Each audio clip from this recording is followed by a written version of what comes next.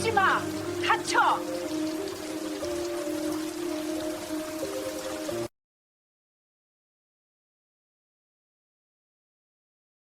저는 이제 이 이야기를 꺼내도 될 것 같습니다. 오래전 일이지만 제 인생에서 가장 어두웠던 그리고 동시에 가장 빛나는 순간으로 이어진 그 시절의 이야기를요. 15년 전 저는 서울 변두리에 작은 식당을 운영하고 있었습니다. 민순의 집밥이라는 평범한 이름의 식당이었죠. 평범했지만 제게는 온 세상이었습니다. 새벽 5시면 일어나 시장에 가서 가장 싱싱한 재료를 골랐고 밤 11시가 넘어서야 마지막 설거지를 끝내곤 했습니다. 아내는 늘 웃으며 하루 장사를 정리했어요. 오늘도 손님이 많았다고, 김치찌개가 20그릇이나 나갔다고, 우리에게는 7살 난 딸 지혜가 있었습니다. 주방 한쪽에 작은 책상을 놓고 거기서 숙제를 하곤 했던 아이. 손님들이 사장님 딸 참 예쁘다고 하면 수줍게 웃던 그 아이가 제 전부였습니다. 식당은 나름대로 잘 되었어요. 단골 손님들이 하나둘 생기고 입소문을 타면서 점심시간이면 웨이팅이 생길 정도였죠. 저는 더 큰 꿈을 꾸기 시작했습니다. 지점을 내고 프랜차이즈로 키워서 딸아이에게 떳떳한 아버지가 되고 싶었어요. 그러던 어느 날이었습니다. 번듯한 정장을 입은 두 남자가 식당 문을 열고 들어왔어요. K치즈김밥이라는 프랜차이즈 본부 직원이라고 했습니다. 요즘 대세는 치즈김밥이고 제 위치가 딱 좋은 자리라며 프랜차이즈 가맹을 제안했어요. 본사에서 완벽하게 시스템을 갖춰준다고 했습니다. 인테리어부터 메뉴, 재료 납품까지 모든 걸 지원해준다고. 저는 그냥 장사만 하면 된다고. 솔직히 말하면 저는 흔들렸습니다. 그들이 보여준 자료에는 화려한 성공 사례들이 가득했어요. 월 순수익이 1,000만 원을 넘는다는 점주들의 인터뷰, 깔끔하고 세련된 인테리어 사진들. 제 작은 식당과는 차원이 다른 세계였습니다. 가맹비는 5천만 원이었습니다. 우리가 식당을 하면서 악착같이 모은 돈이 딱 그 정도였어요. 아내와 상의했을 때 아내는 조심스럽게 말했습니다. 우리 식당도 잘 되고 있는데 굳이 모험을 할 필요가 있냐고. 하지만 저는 고집을 부렸습니다. 이게 기회라고, 지금 안 하면 평생 후회할 것 같다고. 지혜 대학 갈 때까지 생각하면 우리 이대로는 안 된다고. 결국 저는 모든 돈을 쏟아부어 프랜차이즈에 가맹했습니다. 가게를 리모델링하고 그들이 요구하는 시스템을 다 갖췄어요. 간판을 바꾸고 메뉴를 바꾸고 우리만의 색깔을 모두 지워버렸습니다. 오픈 첫날은 정말 손님이 많았습니다. 호기심에 찾아온 사람들로 가게가 북적였어요. 역시 프랜차이즈는 다르구나 싶었죠. 하지만 그게 함정이었습니다. 한 달이 지나자 손님이 눈에 띄게 줄었습니다. 단골 손님들이 하나둘 떠나기 시작했어요. 전에 그 김치찌개 맛이 그리웠다며 찾아왔다가 실망하는 손님들. 여기 맛이 예전 같지 않다는, 체인점 맛이 난다는 말들. 뼈아픈 말들이었습니다. 더 큰 문제는 본사에서 강요하는 재료 납품이었어요. 시중보다 2배 비싼 가격의 재료를 구매해야 했고 그들이 정한 메뉴 가격으로는 수익이 거의 남지 않았습니다. 본사에서는 시스템을 따르라고만 했습니다. 매출이 떨어지는 건 제 책임이라고. 석 달이 지나자 적자가 눈덩이처럼 불어났습니다. 가맹비로 쓴 5천만 원도 모자라 대출까지 받아야 했어요. 이자만 100만 원이 넘었습니다. 아내가 말했습니다. 이러다 큰일 나겠다고, 차라리 다시 예전처럼 하면 안 되겠냐고. 아내의 말이 맞았습니다.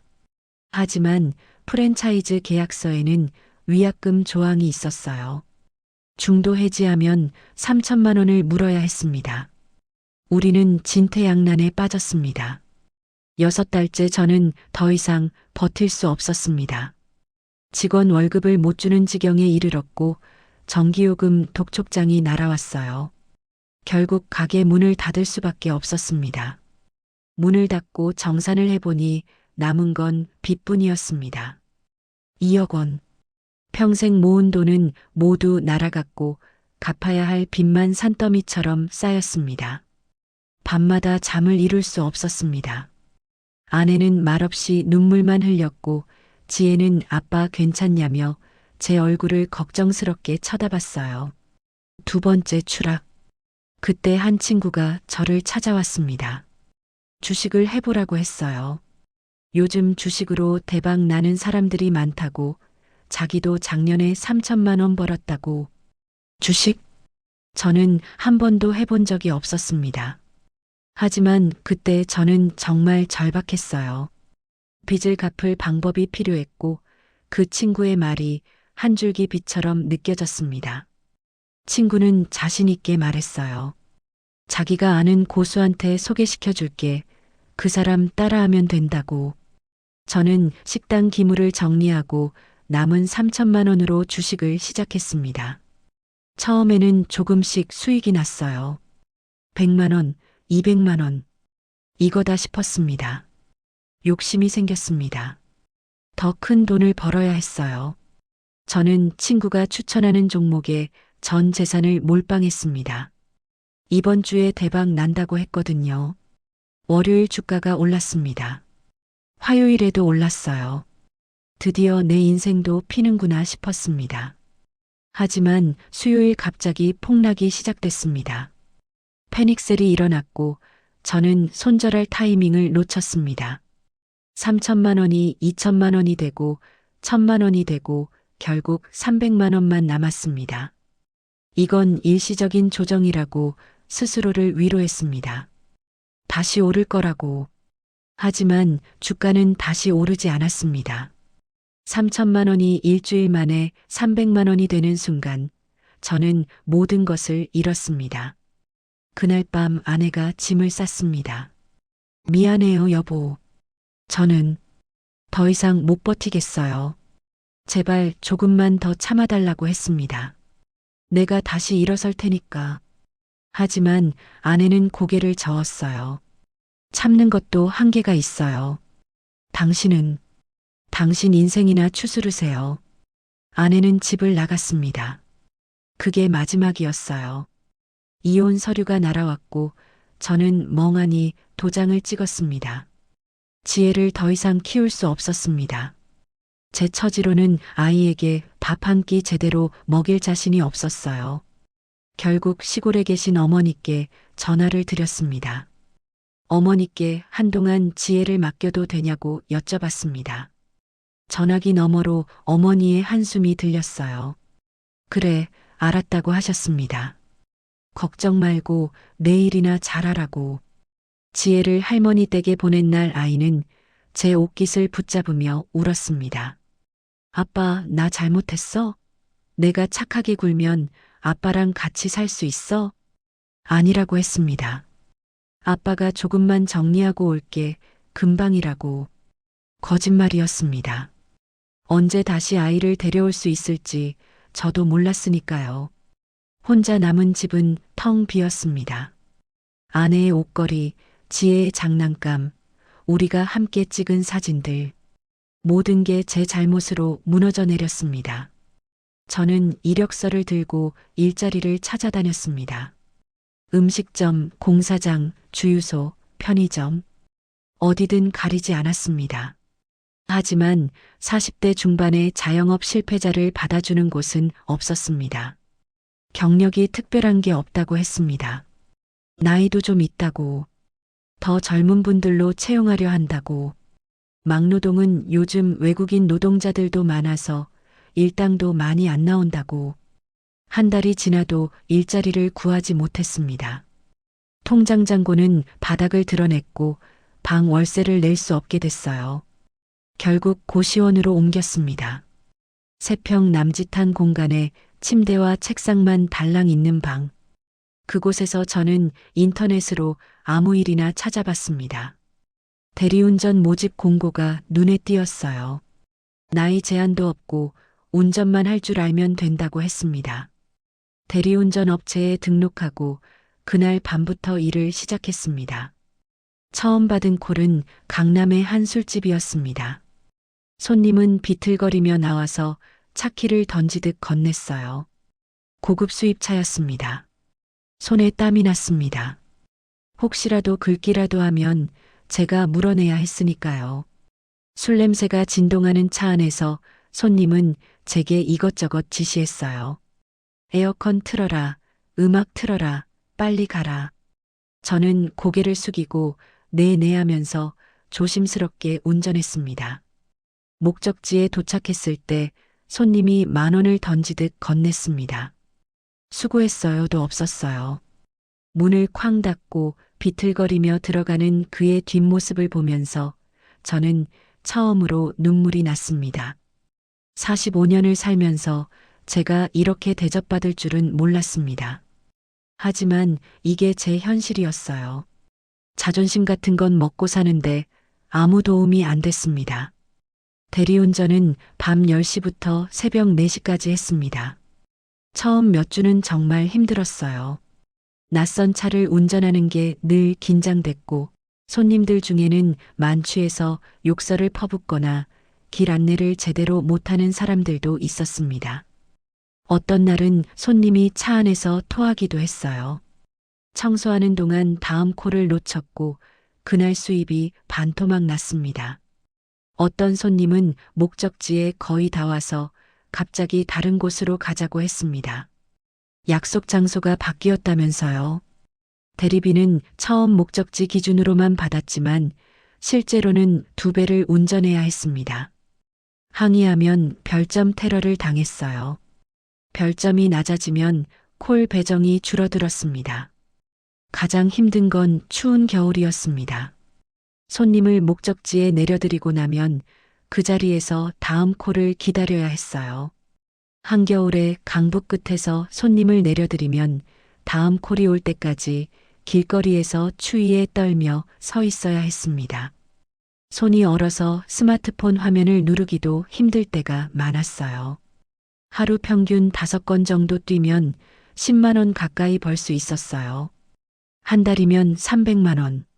고시원 월세와 식비를 제하면 150만 원 정도 남았습니다. 하지만 그것만으로는 빚 이자도 감당할 수 없었습니다. 저는 낮에도 일을 해야 했어요. 배달 알바 공고를 보고 지원했습니다. 배달의 민족과 요기요 라이더로 등록하고 점심시간과 저녁시간에 배달을 뛰었어요. 배달업체에서 제공하는 오토바이를 빌려 탔습니다. 한여름 땡볕 아래 헬멧을 쓰고 오토바이를 타는 일은 생각보다 훨씬 힘들었습니다. 헬멧 안은 찜통 같았고 땀이 비 오듯 쏟아졌어요. 신호 대기 중에 현기증이 날 때도 있었습니다. 겨울에는 또 추위와 싸워야 했어요. 바람을 온몸으로 맞으며 달리면 체감 온도가 영하 20도는 되는 것 같았습니다. 장갑을 껴도 손가락 감각이 없어질 때가 많았어요. 배달 중 가장 힘든 건 고층 아파트였습니다. 엘리베이터가 느리거나 고장 났을 때는 계단으로 올라가야 했어요. 한 손에 음식을 들고 15층까지 뛰어 올라가면 숨이 턱까지 찼습니다. 어떤 손님들은 문 앞까지 가져다 달라고 하면서도 인사 한마디 없이 문을 닫았어요. 늦었다고 짜증내는 손님들도 있었습니다. 식당에서 늦게 나온 건데 배달 기사 탓을 했어요. 어떤 날은 하루에 40건을 배달했습니다. 한 건당 4,000원. 16만 원을 벌기 위해 온종일 오토바이를 몰았습니다. 저녁 6시까지 배달을 하고 고시원에 들어가 1시간 정도 눈을 붙였습니다. 그리고 밤 10시가 되면 다시 대리운전을 나갔어요. 새벽 4시에 마지막 손님을 내려드리고 걸어서 집에 오는 길. 차가운 새벽 공기를 마시며 터벅터벅 걷다 보면 고시원까지 30분이 넘게 걸렸습니다. 도착하면 5시. 두어 시간 자고 오전 11시부터 다시 배달을 시작했습니다. 하루에 3, 4시간밖에 못 잤습니다. 몸이 점점 망가지는 게 느껴졌어요. 어깨가 결리고 허리가 아팠습니다. 눈을 뜨면 온몸이 쑤셨고 배달 중에 현기증이 날 때도 있었어요. 그래도 멈출 수 없었습니다. 이자라도 갚아야 했으니까요.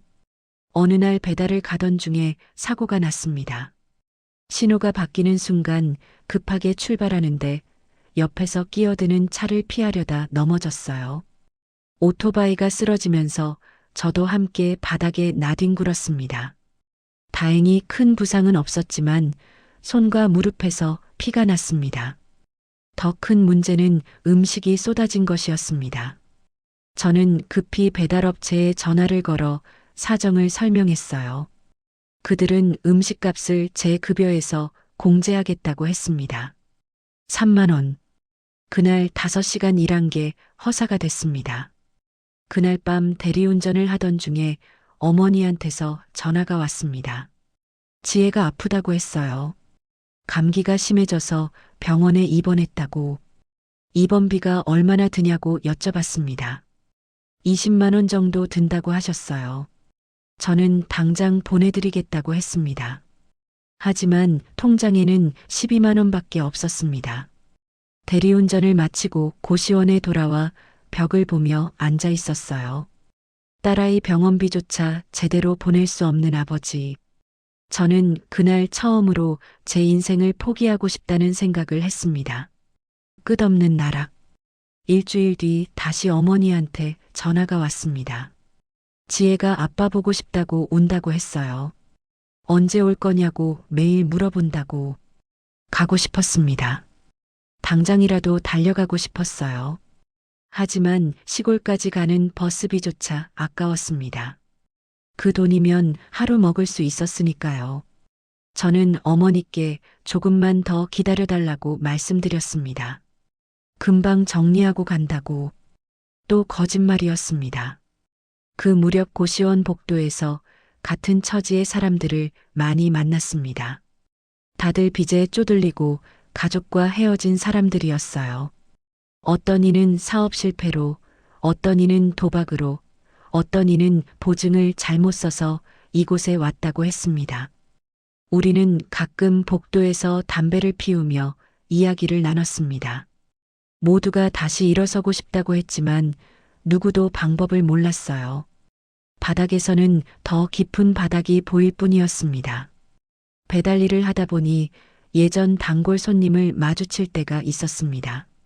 저를 알아보고 깜짝 놀라는 얼굴들. 사장님 어떻게 된 거냐고 물어봤어요. 저는 그냥 업종을 바꿨다고 얼버무렸습니다. 그들의 동정 어린 시선을 견딜 수가 없었거든요. 배달을 마치고 돌아서는데 등 뒤에서 수군거리는 소리가 들렸습니다. 망했나 보다 안 됐다. 안 됐다는 말이 칼처럼 가슴에 박혔습니다. 한 달이 2달이 되고 반년이 지났습니다.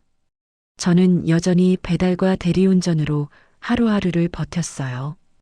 가끔 편의점 야간 알바도 했습니다. 밤 10시부터 아침 6시까지 계산대에 앉아 있으면 6만 원을 받았습니다. 대리운전과 편의점 알바를 번갈아 하면서 잠은 더욱 줄었습니다. 어떤 날은 20시간 넘게 일했어요. 정신이 몽롱해지고 길을 걷다가 비틀거릴 때도 있었습니다. 몸무게가 10kg 넘게 빠졌습니다. 거울을 보면 낯선 사람이 서 있었어요. 수척하고 눈빛이 죽은 40대 중반의 남자. 이게 나인가 싶었습니다. 그의 겨울이 유난히 추웠습니다. 고시원 난방이 제대로 안 돼서 밤마다 떨어야 했어요. 이불을 뒤집어 쓰고 몸을 웅크린 채 잠들곤 했습니다. 크리스마스 이브 날 대리운전 콜을 받았습니다. 강남의 고급 레스토랑이었어요. 밖으로 나온 손님은 한 쌍의 연인이었습니다. 행복한 얼굴로 서로를 껴안고 있었어요. 차 안에서 그들은 내년 결혼 이야기를 했습니다. 신혼여행은 유럽으로 가자고, 집은 강남에 얻자고. 저는 룸미러로 그들을 보며 운전했습니다. 몇 년 전 저도 저랬었습니다. 아내와 지혜와 함께 행복한 미래를 꿈꿨었죠. 하지만 지금은 그 모든 게 산산조각이 났습니다. 손님을 내려주고 혼자 차 안에 앉아 있었습니다. 창밖으로 크리스마스 트리의 불빛이 반짝였어요. 거리는 사람들로 가득했고 모두가 행복해 보였습니다. 저만 이 세상에서 혼자인 것 같았습니다. 핸드폰이 울렸습니다. 어머니였어요. 민수야, 지혜가. 어머니의 목소리가 떨렸습니다. 지혜가 오늘 학교에서 쓰러졌어. 영양실조래. 밥을 제대로 안 먹는다고 하더구나. 가슴이 내려앉았습니다. 할머니가 해주는 밥이 맛없다고. 아빠 해준 밥이 먹고 싶다고 그러면서 밥을 안 먹었나 봐. 전화를 끊고 저는 한참을 울었습니다. 차 안에서 아무도 보지 않는 크리스마스 밤에 45년을 살면서 그렇게 운 적이 없었습니다. 제가 이렇게까지 망가진 사람이 될 줄은 정말 몰랐습니다. 모든 게 제 잘못이었습니다. 욕심을 부린 것도, 주식에 손댄 것도, 가족을 지키지 못한 것도. 그날 밤 저는 결심했습니다. 이렇게는 살 수 없다고. 뭔가 바꿔야 한다고. 하지만 무엇을 어떻게 바꿔야 할지 몰랐습니다. 이미 바닥까지 떨어진 사람에게 남은 선택지가 있을까요? 고시원으로 돌아와 침대에 누웠습니다. 천장을 보며 생각했어요. 내일도 모레도 계속 이렇게 살아야 하는 걸까? 언제쯤 딸을 다시 만날 수 있을까? 아니, 이런 모습으로 딸을 만날 자격이나 있을까? 답은 없었습니다. 세평 남짓한 고시원 방, 삐걱거리는 철제 침대, 벽 너머로 들리는 누군가의 기침소리. 그게 제 전부였습니다. 밤낮으로 일하다 보니 몸이 망가져 잠시 쉬어야 했습니다. 고시원 복도에서는 매일 밤 누군가의 신음소리가 들렸습니다. 술 취한 사람, 악몽을 꾸는 사람, 통화하며 우는 사람. 모두가 각자의 이유로 이곳에 있었죠. 저도 그 중 하나였습니다. 아침이면 화장실 앞에 긴 줄이 늘어섰어요. 면도를 하고 세수를 하고 양치를 하는 사람들. 누구도 서로의 눈을 마주치지 않았습니다.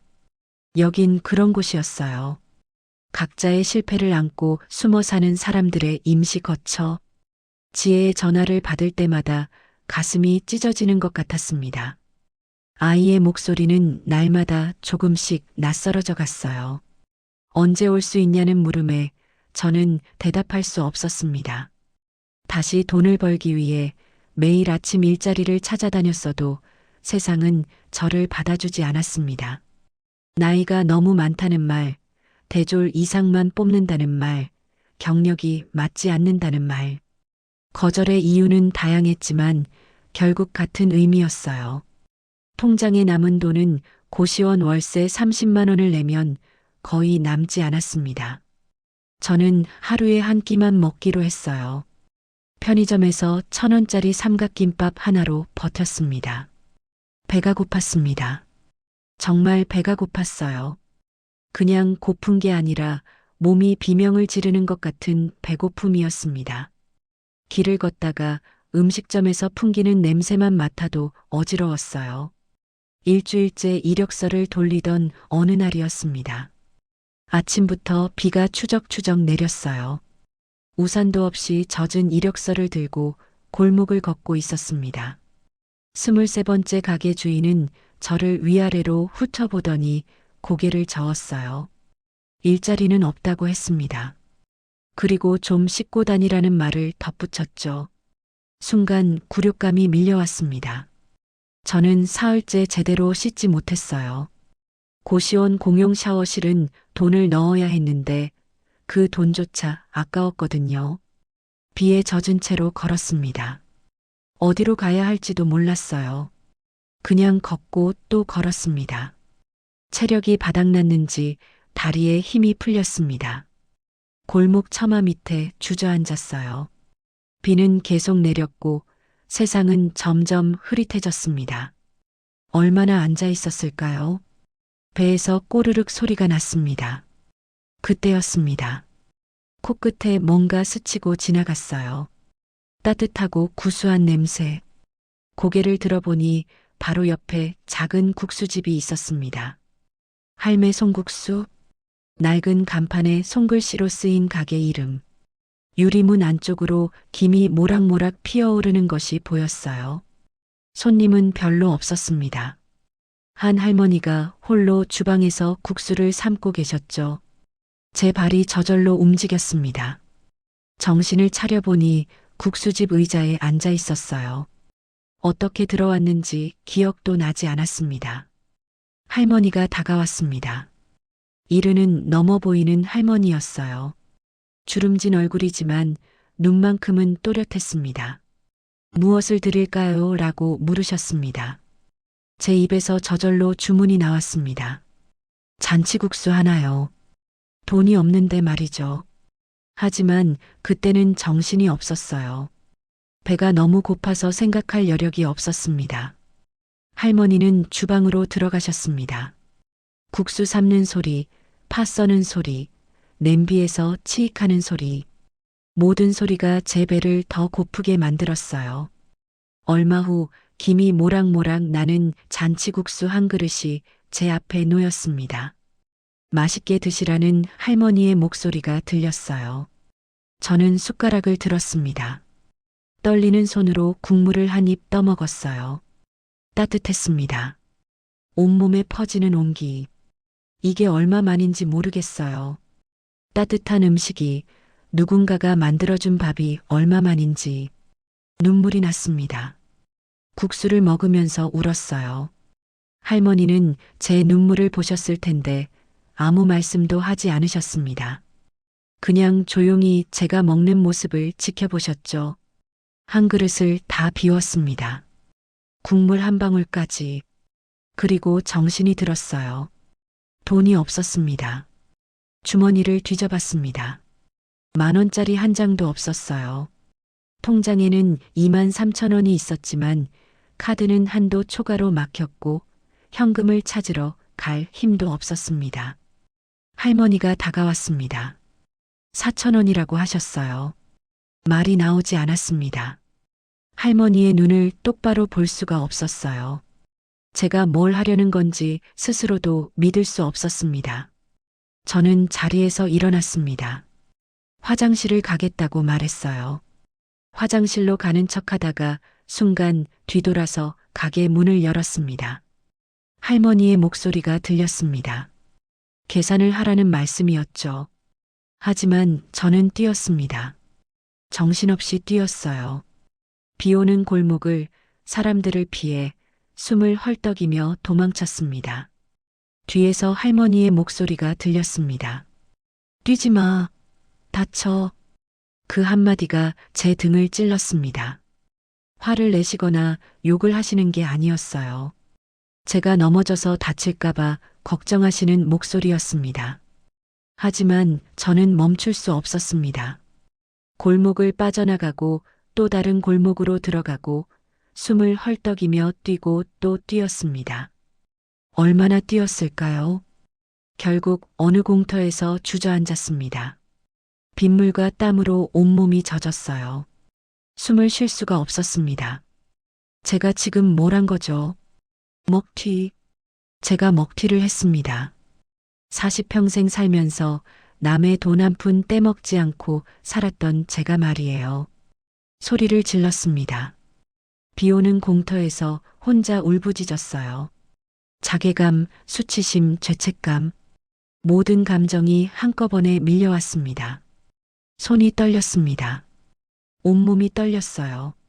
저는 제 자신이 너무 한심했습니다. 이렇게까지 추락할 줄은 몰랐어요. 그날 밤 고시원으로 돌아가지 못했습니다. 그냥 공원 벤치에서 밤을 새웠어요. 잠도 오지 않았습니다. 눈을 감으면 할머니의 얼굴이 떠올랐거든요. 맛있게 드시라며 따뜻하게 웃으시던 할머니. 그분께 제가 한 짓은 배신이었습니다. 다음 날 아침 저는 결심했습니다. 여기서는 안 되겠다고. 한국에서는 더 이상 희망이 없다고 외국으로 가기로 했습니다. 불법이든 합법이든 일단 한국을 떠나야 했어요. 여기서는 제가 다시 일어설 수 없다는 걸 깨달았거든요. 통장에 남은 6만 3천 원을 모두 찾았습니다. 그리고 인터넷 카페를 돌아다니며 정보를 모았어요. 중국에 가면 불법 체류자라도 일을 할 수 있다는 글들이 있었습니다. 지푸라기라도 잡는 심정으로 연락처를 모았습니다. 중국 국경 도시 건설 현장에서 인부를 모집한다는 게시글을 발견했어요. 비자 불필요, 일당 3만 원, 숙식 제공. 전화를 걸었습니다. 나이를 물었고 건강한지 물었습니다. 저는 일은 뭐든 할 수 있다고 대답했어요. 모레 인천에서 배를 타면 된다고 했습니다. 20만 원만 가져오면 된다고. 배라고요? 정식 루트는 아니라고 했습니다. 컨테이너에 숨어서 가는 거라고. 불법 밀항이었습니다. 하지만 저는 선택의 여지가 없었어요. 부족한 돈을 마련해야 했습니다. 고시원 방을 둘러봤어요. 침대, 책상, 작은 옷장. 팔만한 게 없었습니다. 아니, 하나 있었어요. 결혼 반지. 아내와 이혼한 후에도 계속 끼고 있던 반지였습니다. 유일하게 남은 추억이었어요. 반지를 빼서 귀금속 가게로 갔습니다. 금값이 많이 떨어져서 15만 원밖에 안 된다고 했습니다. 반지를 팔았습니다. 마지막 남은 연결고리까지 끊어진 기분이었어요. 15만 원과 통장에 6만 3천 원. 20만 원이 조금 넘었습니다. 마지막으로 어머니께 전화를 드렸습니다. 잠시 외국에 다녀오겠다고 말씀드렸어요. 일자리가 있다고, 지혜는 조금만 더 부탁드린다고. 언제 오냐고 물으셨습니다. 1년 정도라고 대답했습니다. 거짓말이었습니다. 언제 돌아올지 저도 몰랐어요. 어쩌면 영영 돌아오지 못할 수도 있었습니다. 어머니는 알았다고 하셨습니다. 지혜 걱정은 말라고. 어머니의 목소리가 떨렸어요. 제 상황을 눈치채신 것 같았습니다. 하지만 아무 말씀도 하지 않으셨어요. 그냥 조심해서 다녀오라고, 살아만 있으라고 하셨습니다. 전화를 끊고 한참을 울었습니다. 지혜에게는 전화하지 못했어요. 아이 목소리를 들으면 떠날 용기가 없을 것 같았거든요. 이틀 후 인천의 어느 부두에 있었습니다. 새벽 4시, 어둠 속에서 몇 명이 더 모였어요. 브로커가 우리를 어두운 창고로 이끌었습니다. 거기에는 컨테이너 하나가 있었어요. 사흘이 걸린다고 했습니다. 음식은 각자 챙겼냐고 물었어요. 저는 편의점에서 산 빵 몇 개와 물 2병이 전부였습니다. 한 번 타면 절대 나올 수 없다고 했습니다. 소리도 지르면 안 된다고. 걸리면 다 끝이라고. 우리는 컨테이너 안으로 들어갔습니다. 어둡고 좁았어요. 6명이 빼곡하게 들어갔습니다. 문이 닫혔습니다. 완전한 어둠. 아무것도 보이지 않았어요. 배가 움직이기 시작했습니다.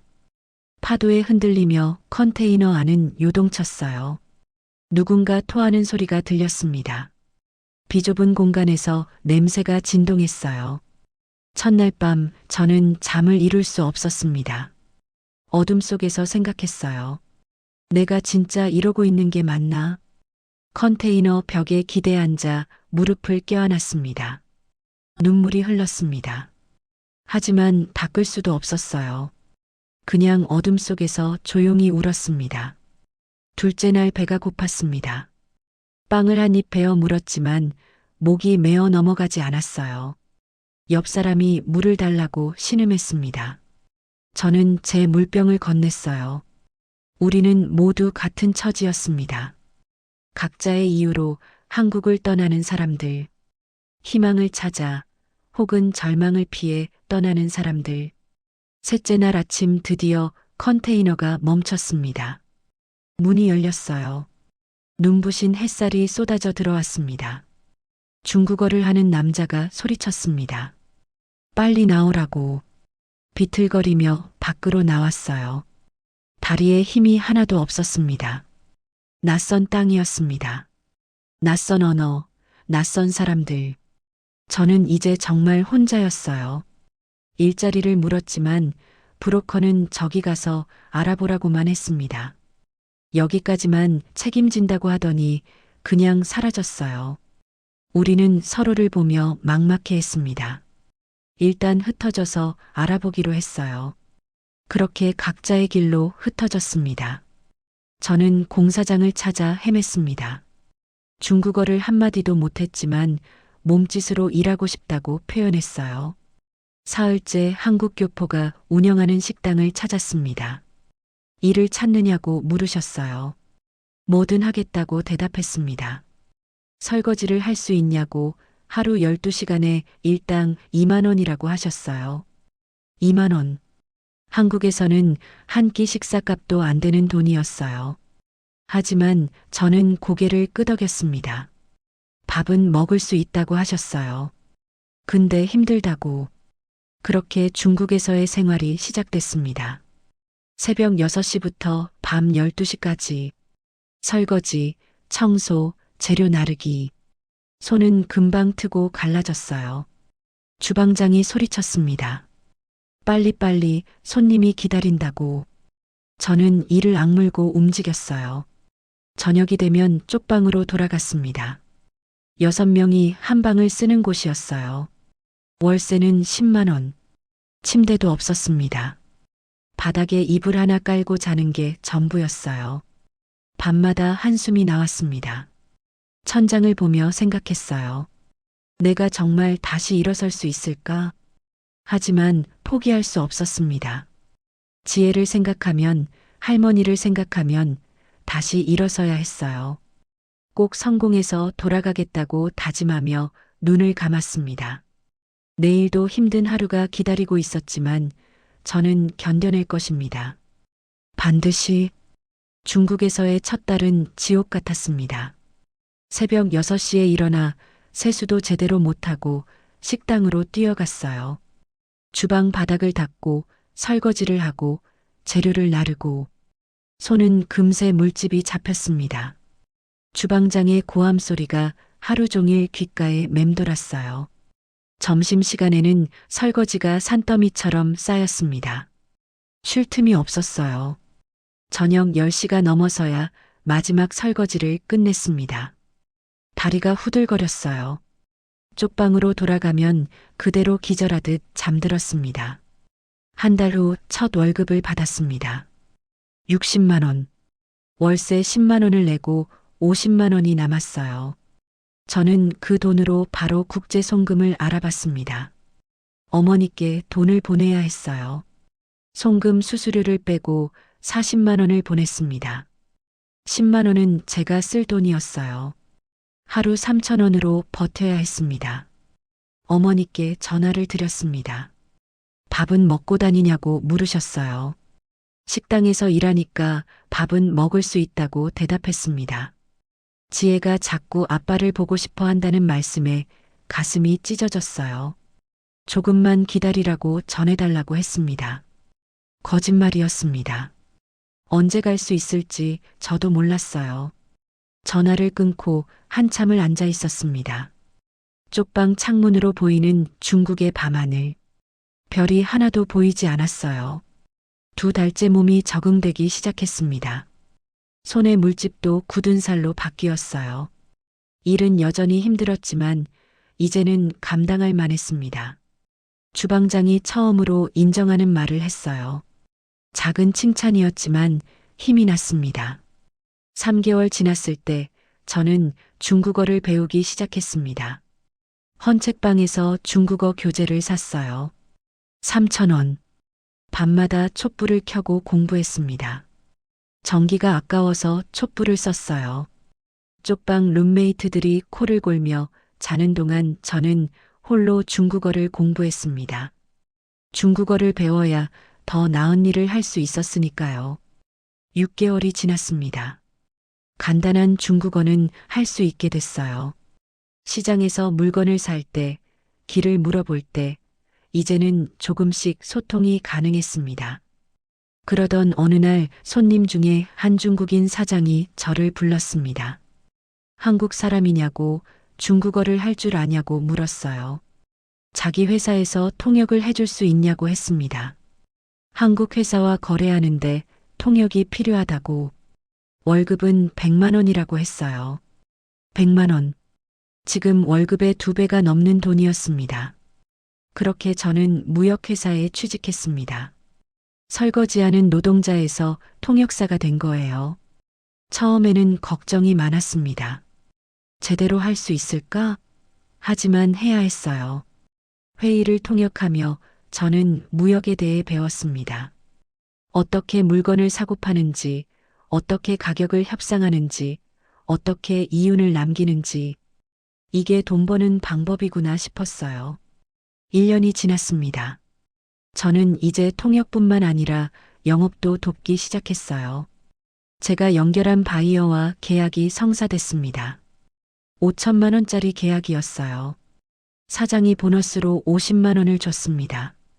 생전 처음 받는 보너스였어요. 그날 밤 저는 어머니께 30만 원을 송금했습니다. 지혜 학원비로 쓰시라고 했어요. 사실 충분하지 않았습니다. 하지만 지혜를 위해서라면 뭐든 할 수 있었어요.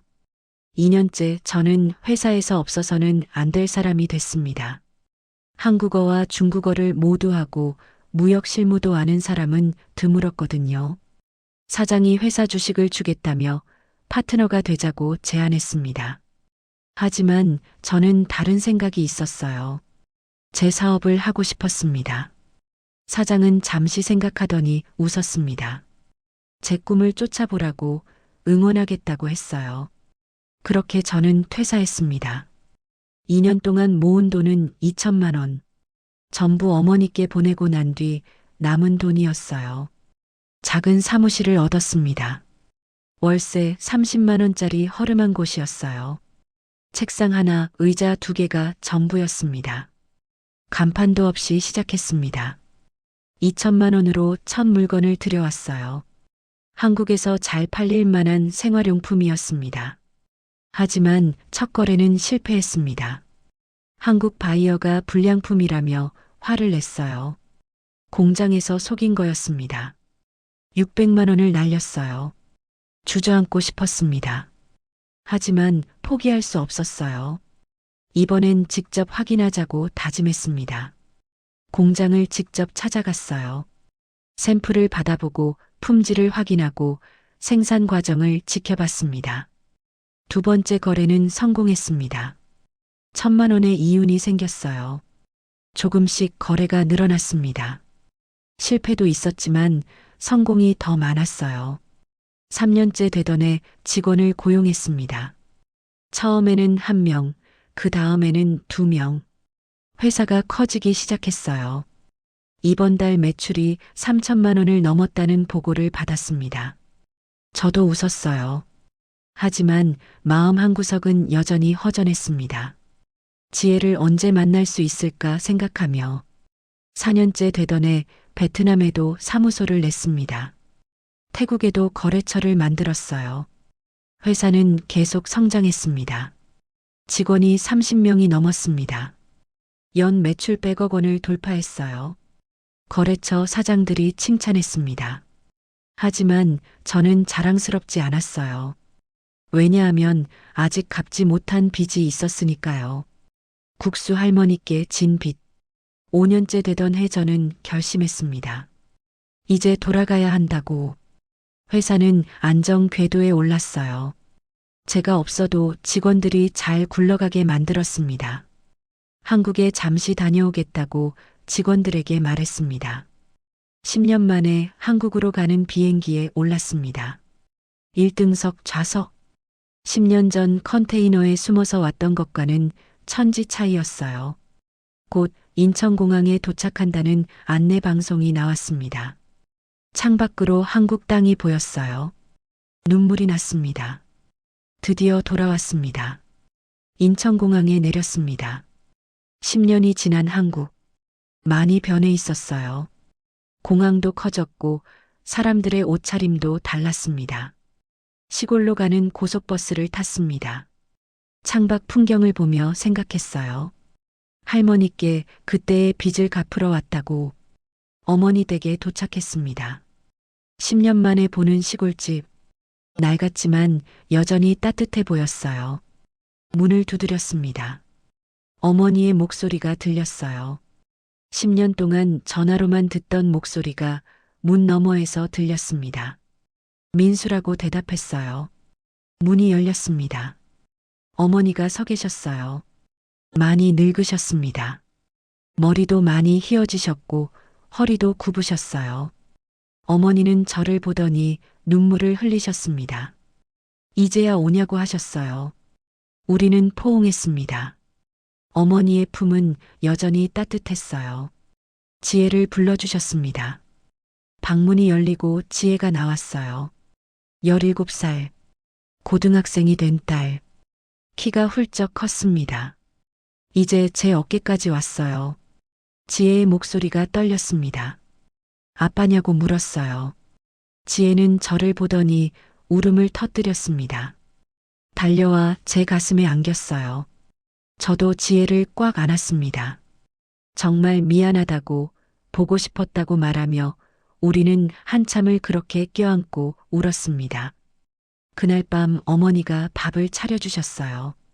된장찌개, 김치, 계란말이. 소박한 식탁이었지만 세상에서 가장 맛있었습니다. 지혜가 중국에서 뭘 했냐고 물었어요.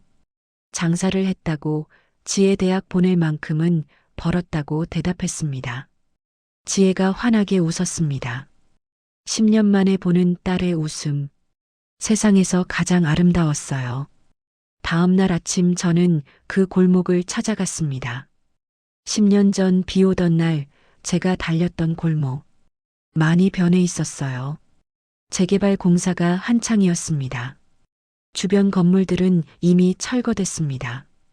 공사 펜스가 쳐져 있었고 중장비들이 오가고 있었어요. 골목을 걸으며 국수집을 찾았습니다. 그러다 한 건물을 발견했어요. 할매 송국수. 여전히 그 자리에 있었습니다. 하지만 건물은 너무 낡아 있었어요. 페인트는 벗겨지고 간판은 녹슬었습니다. 주변은 모두 공사 중인데 이 건물만 덩그러니 남아 있었어요. 문을 열고 들어갔습니다. 쨍그랑 종소리가 울렸어요. 그 목소리, 10년 만에 듣는 할머니의 목소리였습니다. 어서 오시라는 인사가 들렸어요. 할머니가 나오셨어요. 10년이 지났으니 이제 80은 넘으셨을 거예요. 많이 늙으셨습니다. 허리도 더 굽으시고 걸음걸이도 느려지셨어요. 하지만 눈빛만큼은 여전히 또렷했습니다. 제 목소리가 떨렸습니다. 할머니라고 불렀어요. 할머니가 제 얼굴을 보셨습니다. 어디서 많이 본 것 같다고 하셨어요. 10년 전에 여기서 국수를 먹었다고 말했습니다. 할머니는 손님이 워낙 많아서 기억이 잘 안 난다며 웃으셨습니다. 저는 제 계획을 말씀드렸습니다. 이 오래된 국수집을 새로 인테리어 해드리겠다고. 새로 단장된 가게에서 할머니가 더 장사 잘하실 수 있게 해드리겠다고. 할머니는 손을 내저으셨습니다. 왜 그렇게 하려 하냐고 물으셨어요.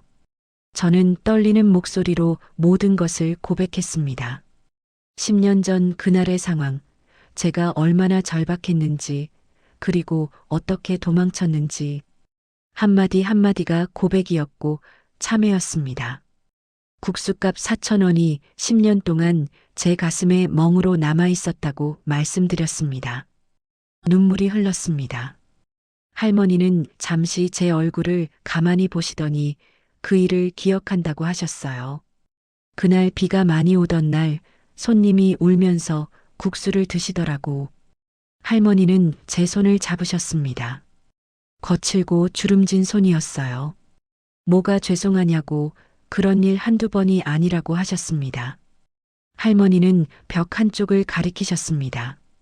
거기에는 작은 공책이 걸려 있었어요. 배고픈 사람들이 국수 먹고 못 낸 돈을 적어 놓는 장부라고 하셨습니다. 나중에 갚으러 오는 사람도 있고 안 오는 사람도 있다고. 할머니는 공책을 펼쳐 보여주셨습니다.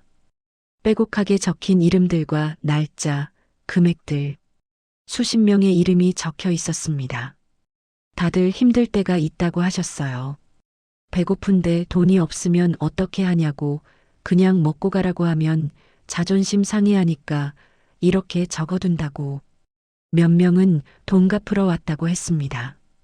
근데 할머니는 안 받으셨답니다.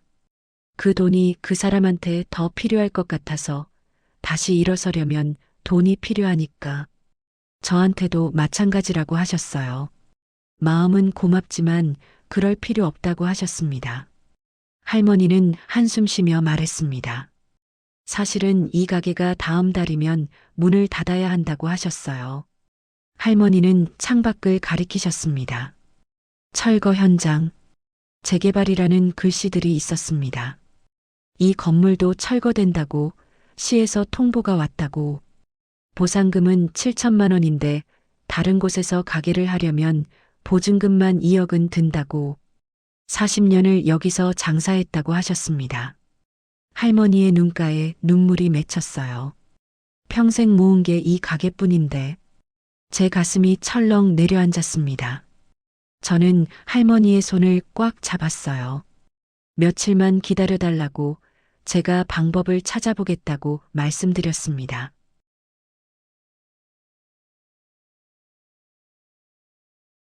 다음 날 저는 바로 시청으로 달려갔습니다. 재개발 담당 부서를 찾아가 이 재개발 구역 토지를 개인이 매입할 수 있냐고 물었어요. 전부요. 이 재개발 구역 전체를 사고 싶다고. 공무원은 놀란 표정을 지었습니다. 여기 토지 소유주가 30명이 넘는다고 했어요. 저는 가능하다면 전부 사고 싶다고 했습니다. 감정가로 대략 100억 원 정도 된다고 했어요. 다음 날부터 저는 토지 소유주들을 하나하나 찾아다녔습니다. 대부분의 소유주들은 재개발을 원했어요. 보상금보다 더 드리겠다고, 시세대로 드리겠다고 하니 다들 동의했습니다. 한 명씩 한 명씩 설득했습니다. 2주일 동안 33명의 소유주를 다 만났어요. 마지막 한 명이 남았습니다. 국수집 건물주 할머니였습니다. 저는 할머니께 이 건물을 제게 팔아달라고 했습니다. 10억 원을 드리고 싶다고, 그리고 제가 이 자리에 새 건물을 짓고 할머니께서 계속 국수집을 하실 수 있게 하겠다고. 저는 모든 토지를 제 명의로 등기할 계획을 세웠습니다. 총 120억 원. 제가 10년 동안 모은 돈의 거의 전부였어요. 하지만 후회는 없었습니다. 저는 건축 설계사를 불렀어요. 국수집 건물 하나만 새로 짓고 나머지는 공원으로 만들어 달라고 했습니다. 주민들이 쉴 수 있는 공원, 그리고 이 국수집이 그 중심에 있도록.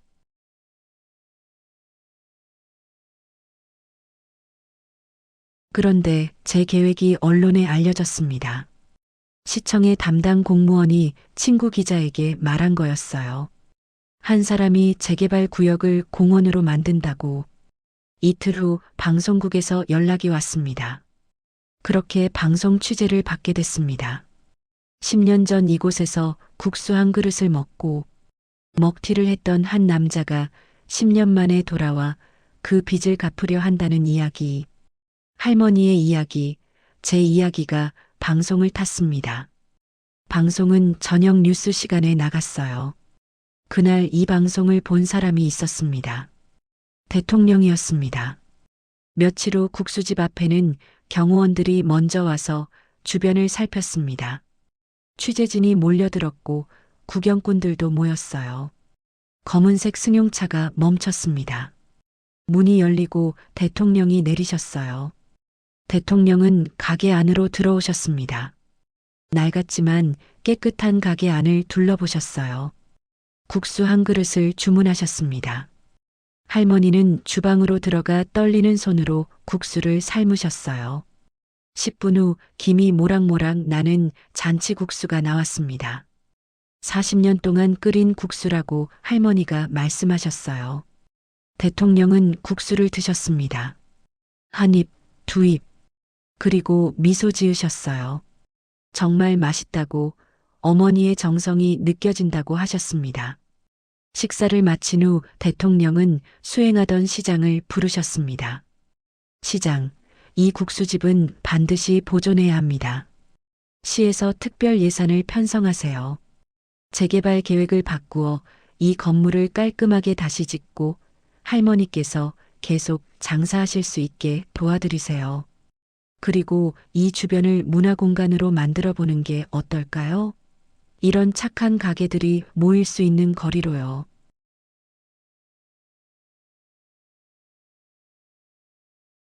그날의 방문은 전국에 중계됐습니다.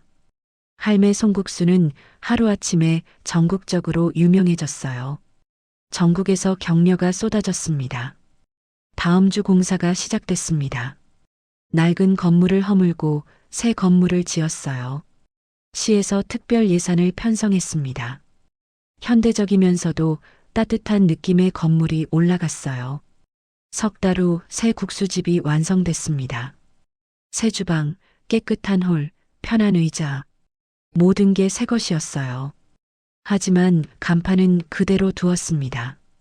예전 간판을 깨끗이 닦아서 다시 달았어요. 이 간판은 40년의 역사니까요. 오픈날 줄이 100m 넘게 늘어섰습니다. 저는 매주 일요일마다 가게에 나갔습니다. 할머니와 함께 국수를 끓이고 손님을 맞이했어요. 5년 후 할매 송국수는 전국에 20개 지점이 생겼습니다. 지혜는 요리학교를 졸업하고 국수집 일을 돕기 시작했어요.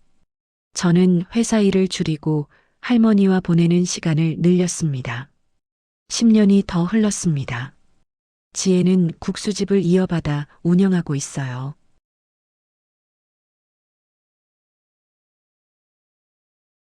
그의 겨울 할머니는 편안히 눈을 감으셨습니다. 93세, 장례식에는 수천 명이 왔습니다.